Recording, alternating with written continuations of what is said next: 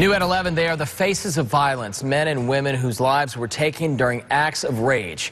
Tonight, their loved ones are reclaiming their voices for Domestic Violence Awareness Month. In commemoration of the month, there is even a way you can give a voice to those who may be caught up in similar situations.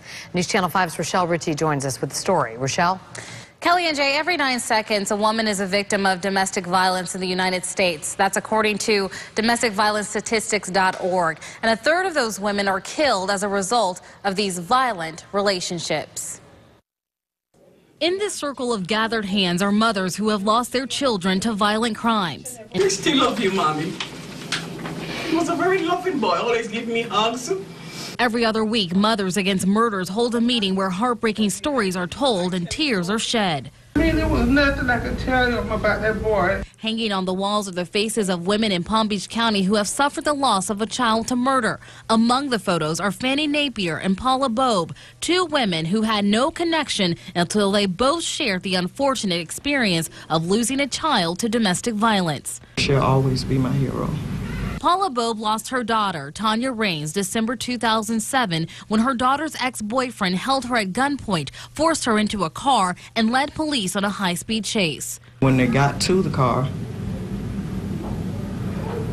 he had already shot her. He shot in the head. She says it wasn't until after her daughter broke up with her boyfriend she heard of the fear and pain she endured. He took an iron and hit her with an iron, kind of iron that you iron your clothes with, and he broke a broom on her head.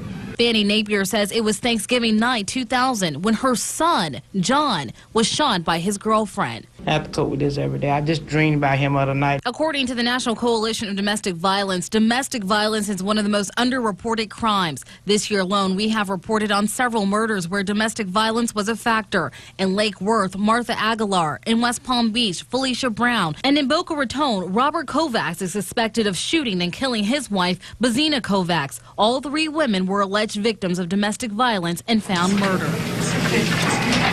Tonight, the women are hoping the pain and tears they have shed will not be in vain, and those who hear their stories understand that love does not hurt. If they hit you one time, don't say, if they say, I'm sorry, it'll never happen again, it will.